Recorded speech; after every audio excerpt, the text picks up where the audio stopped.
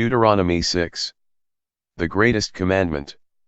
These are all the laws that the Lord your God commanded me to teach you. Obey them in the land that you are about to enter and occupy. As long as you live, you and your descendants are to honor the Lord your God and obey all his laws that I am giving you, so that you may live in that land a long time. Listen to them, people of Israel, and obey them. Then all will go well with you, and you will become a mighty nation and live in that rich and fertile land, just as the Lord, the God of our ancestors, has promised. Israel, remember this. The Lord and the Lord alone is our God. Love the Lord your God with all your heart, with all your soul, and with all your strength.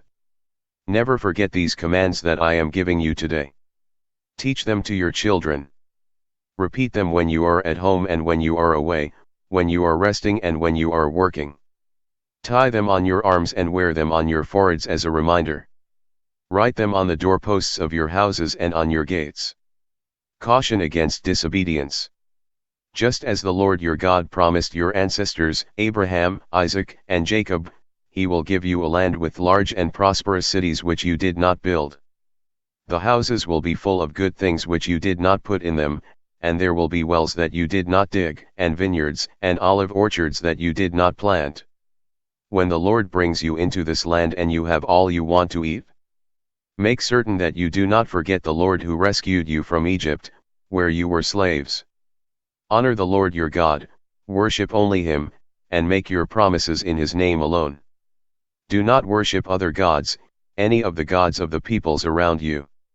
If you do worship other gods, the Lord's anger will come against you like fire and will destroy you completely, because the Lord your God, who is present with you, tolerates no rivals. Do not put the Lord your God to the test, as you did at Massah. Be sure that you obey all the laws that he has given you. Do what the Lord says is right and good, and all will go well with you. You will be able to take possession of the fertile land that the Lord promised your ancestors. And you will drive out your enemies, as he promised. In times to come your children will ask you, why did the Lord our God command us to obey all these laws? Then tell them, we were slaves of the king of Egypt, and the Lord rescued us by his great power. With our own eyes we saw him work miracles and do terrifying things to the Egyptians and to their king and to all his officials.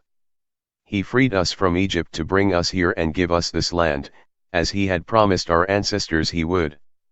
Then the Lord our God commanded us to obey all these laws and to honor him.